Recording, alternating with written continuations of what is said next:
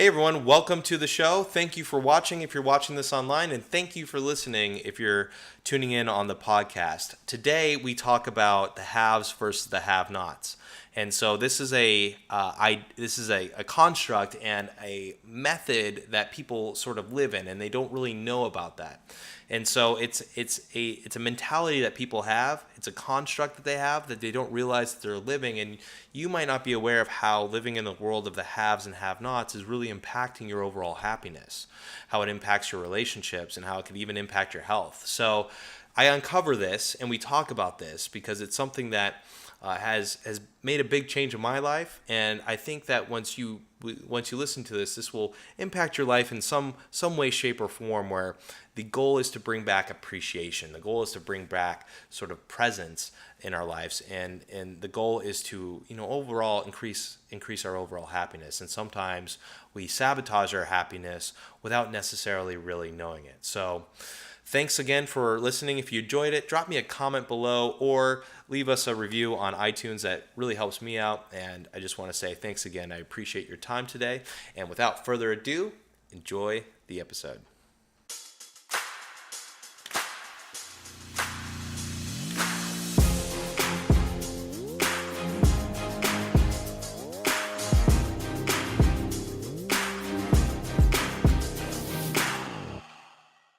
Today, I'm going to start off this podcast with a question. And the question is have you ever found yourself lost in the thought of a deep dream, or maybe in a daydream, and when you're dreaming of kind of a vacation, and maybe it's a vacation you haven't been on, and or have you ever caught yourself thinking about something in the past that you wish you had?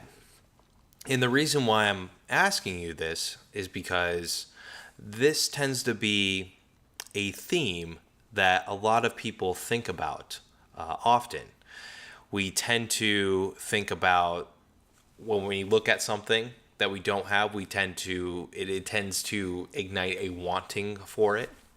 And when we look at the past and look at things that we used to have, we tend to, and then we don't have that anymore, we tend to want that thing again, right? We tend to want to either experience that vacation again, or wish we didn't lose that significant other, or wish we had a car back, or whatever it is, job. Could be a number of things. And have you ever noticed the feelings that it causes within yourself when you do experience those things, when you do think about those things? And I guess maybe a better question, or a more specific question, is what does that cause within you?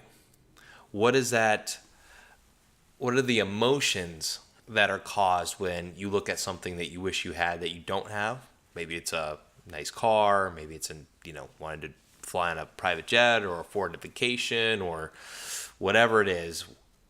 What sort of feelings does that invoke in you? And this is an interesting question, and a good question to ask yourself, because I don't think that we really stop for a moment and pause and think about these sort of things. I think that we tend to almost automatically see something that we want. We like it, we're in awe about it, and then it almost immediately produces some sort of what I would call, suffering, because the act of wanting something that we don't have creates a gap between what we do have and what we don't have. And in the middle is usually not very positive feelings. Now, sometimes people, obviously get motivated by, wanting to have something, and then that causes an inner stirring, if you will, and they're really gung-ho about getting that very thing that they want. And I would argue that that's actually not a bad way to achieve something, at least using that energy as a driving force to achieve that thing that is desired.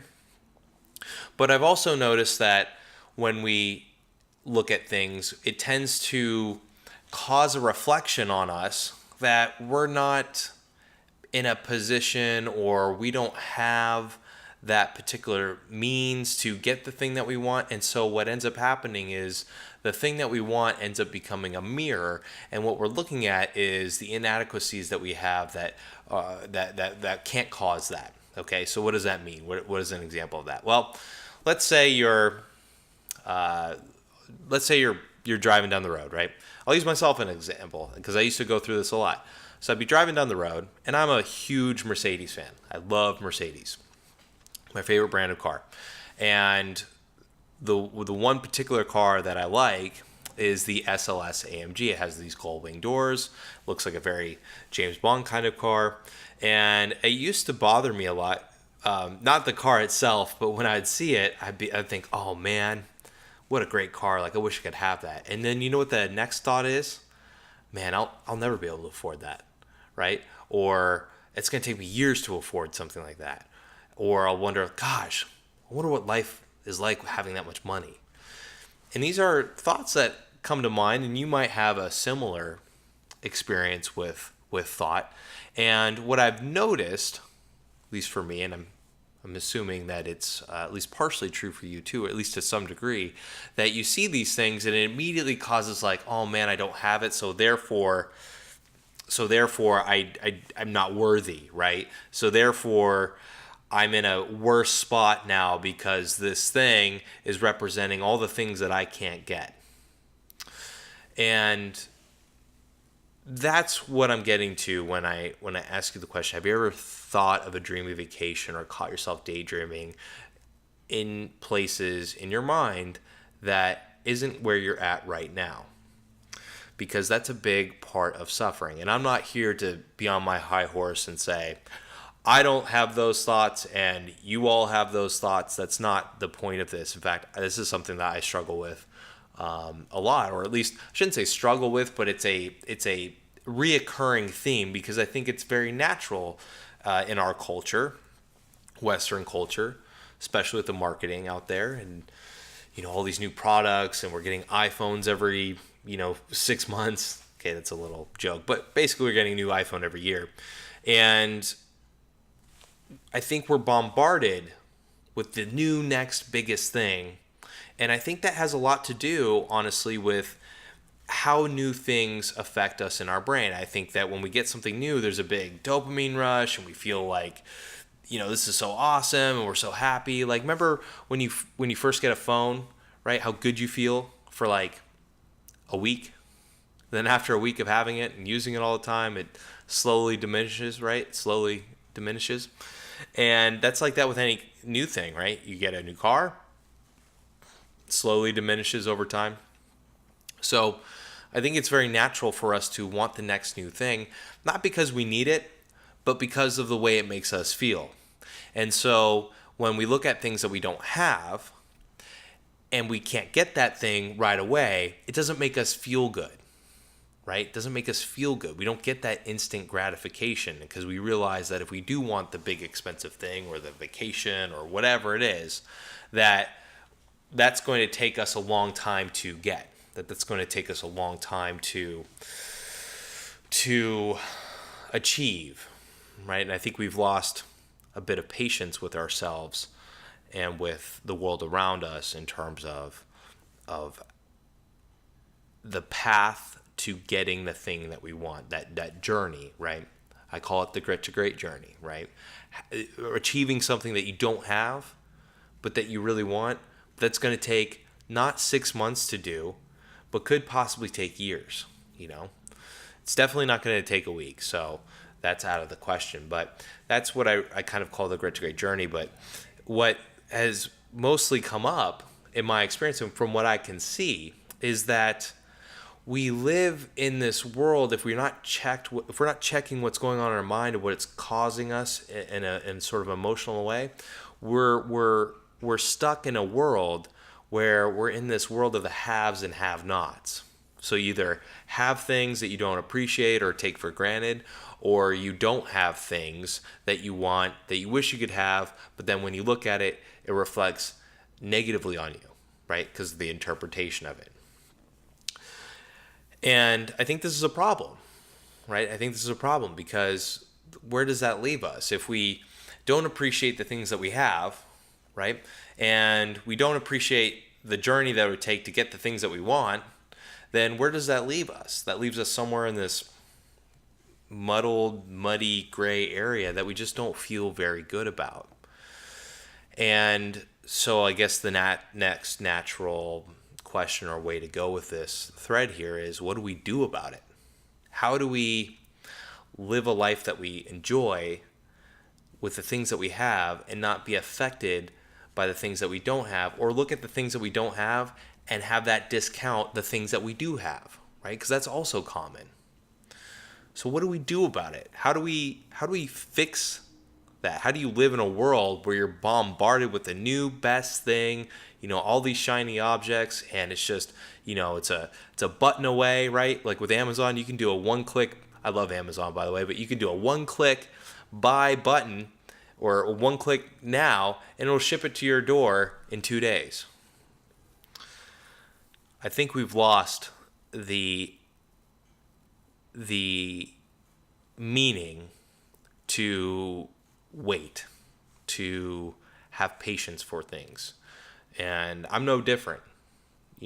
Actually just last night, I was having an impatient moment about, reducing credit card, some credit card debt. And I was getting mad and frustrated about, why is this taking so long? And, and then going down that rabbit hole, only to realize that I'm not respecting the process, right? I'm not respecting the amount that of effort that I'm putting in, and really just not having patience for the plan and the process to work out, right? Because just like all of us, I get affected by wanting to have the immediate gratification too. So how do we fix this? How do we live in a world where we can enjoy the things that we have? And one of the things that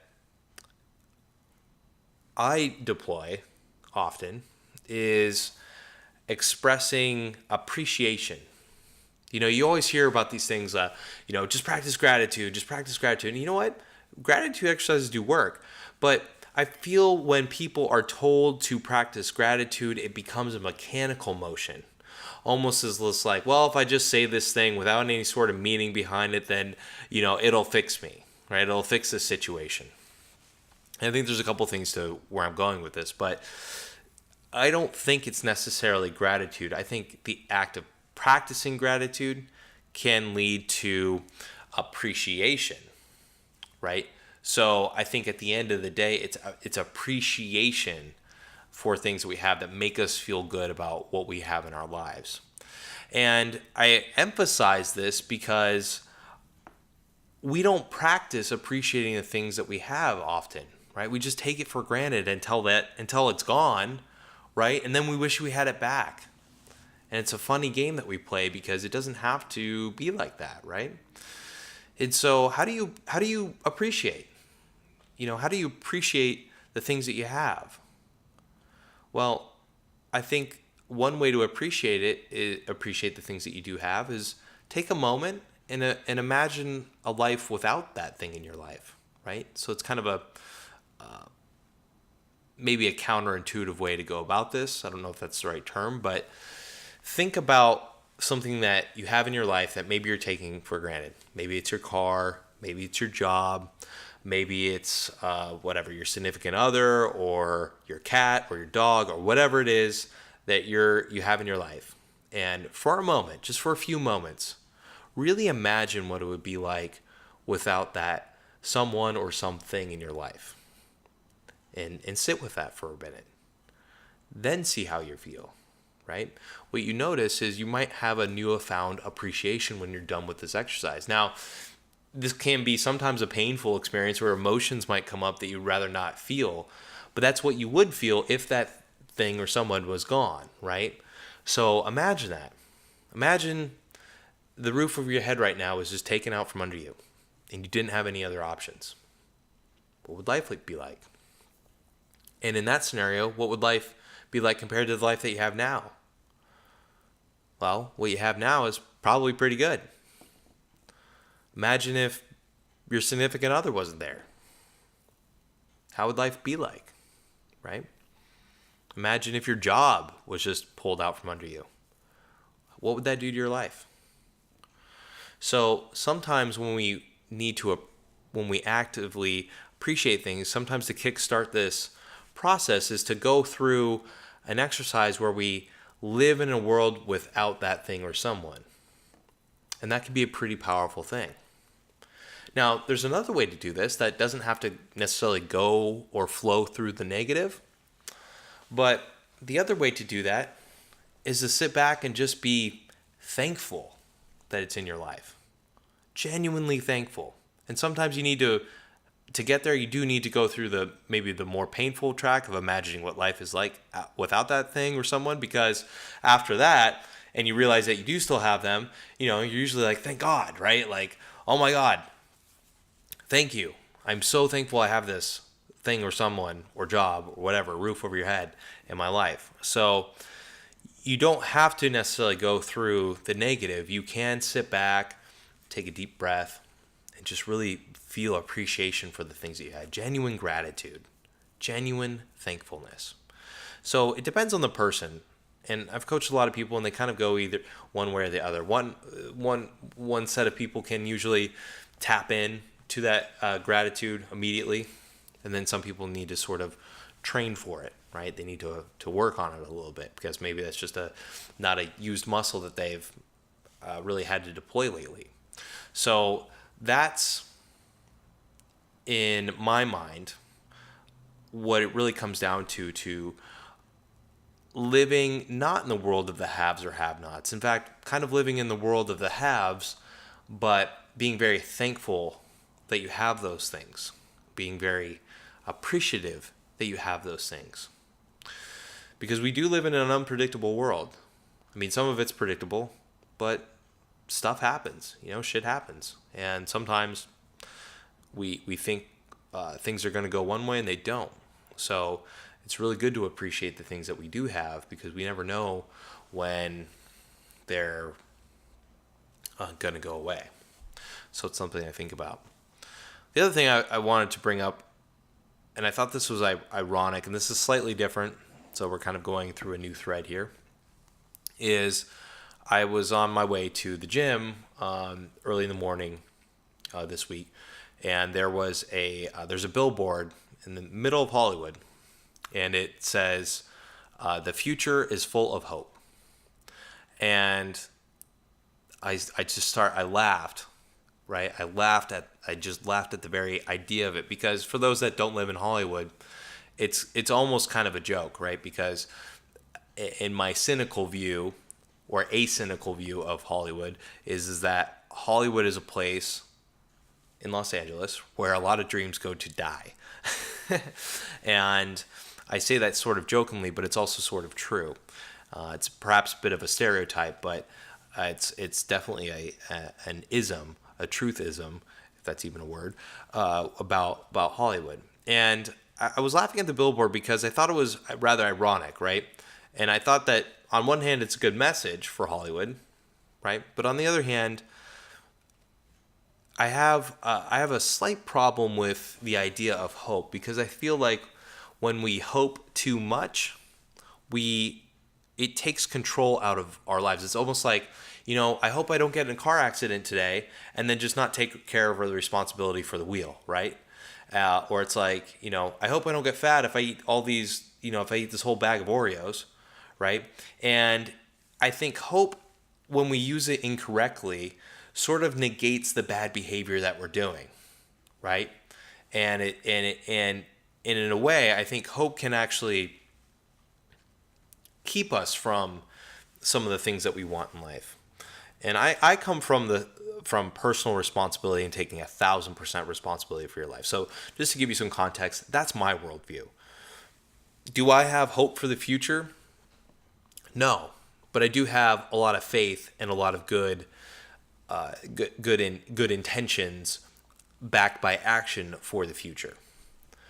Do I think the future is optimistically bright? Absolutely, and I'm an optimistic person. So I'm perhaps overly optimistic and overly optimistic about the odds of my successes in the future and things like that. So I don't like necessarily like the word of hope because I hear that all the time, and it's almost like gambling, right? Oh, I hope I get, a couple aces. I hope I get dealt, pair of Cowboys, which are kings, and so I have a problem with hope. And so if you find yourself going around saying, I hope this happens, I hope this happens, realize that that's terminology that is not necessarily helping you. Okay. And so, the question is, well, what should I say? You should say, well, I believe in my future, right? I believe I have the capabilities of achieving the things I want. I am doing the things that are leading to, certain areas of success. That's not hope, that's action. And I think there's a big difference there, between hope and action. And so when it comes to, I guess, sort of tying back this sort of haves and the have-nots, if I wanted that, that AMG, SLS Mercedes, it's not about hoping I would get it. It's about working my ass off to get that certain thing, if that was my primary goal, right? If your goal is to be an entrepreneur or work full-time for yourself, right? Don't hope for that. Build that, right? Take actions to do that. That's where you get more of guarantees in life. And there's not many guarantees, so that's probably the wrong way to say it, but that increases your chances of actually having things happen is by the action that you choose, because all action has consequences, right? So consequences can come in a good form and a bad form. So all action produces a certain consequence. Consequence is, in my use of the term, neutral, right? Because it's a reciprocal action of action. So, for example, if you, I don't know, don't fill up the gas tank with your car all the way, and it's on the red light, and you're just like, okay, I can just make it a few more miles, totally underestimating, the mileage that you can get out of that. That's an action that can produce consequences that you probably don't want.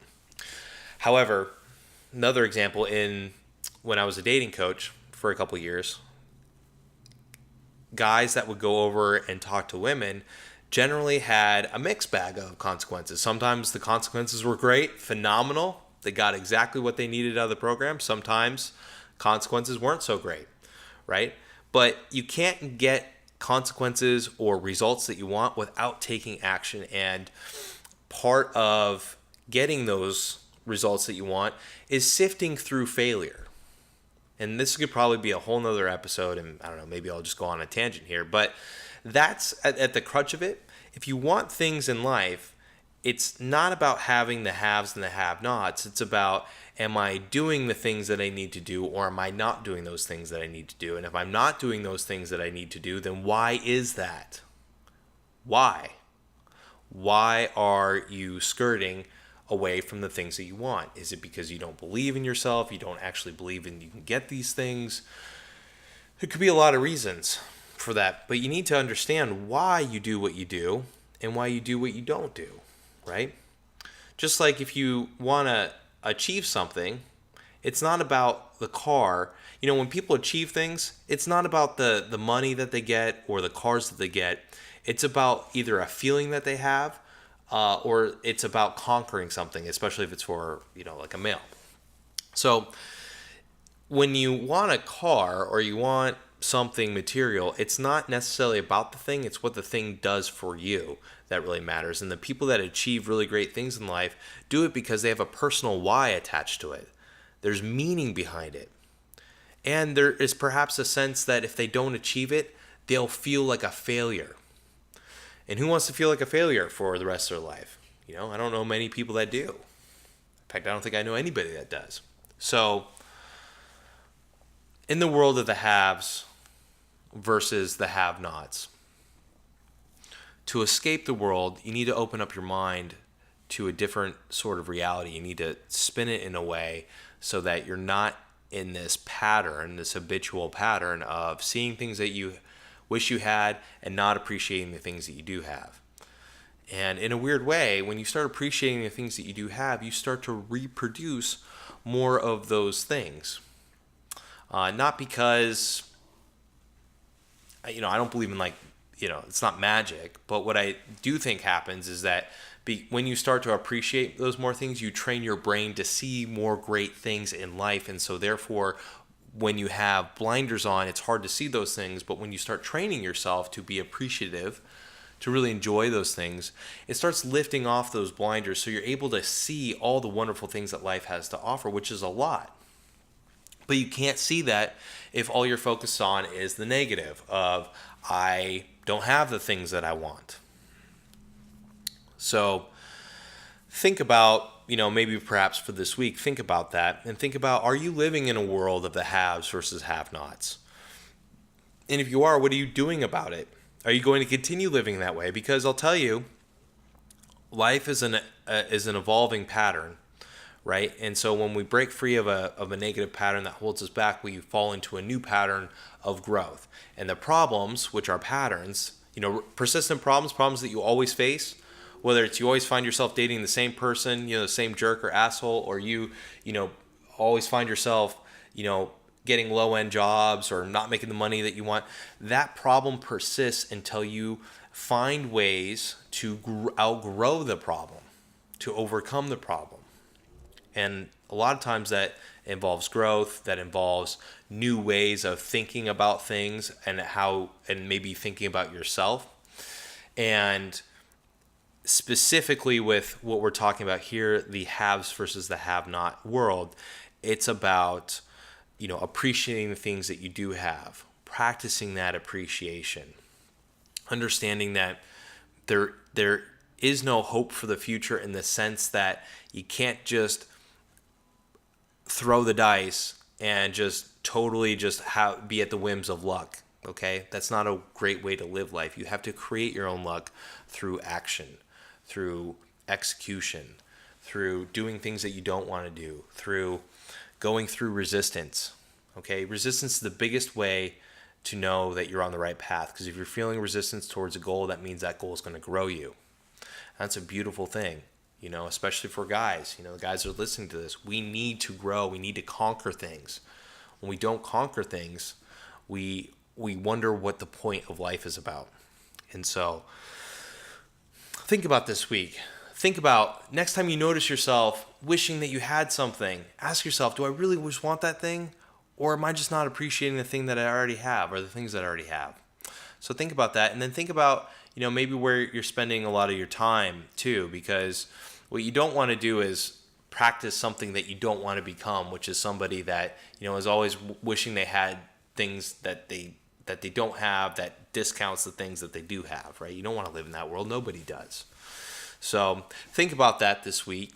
And if this has, if this has, affected you in somehow or impacted the way you view things, drop a comment, below.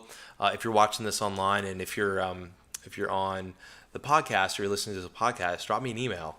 Let me know if this had helped you in some sort of way. You can reach me at justin@grit2rate.life. So that's it for this week. Enjoy the rest of the week, and I'll talk to you on the next one.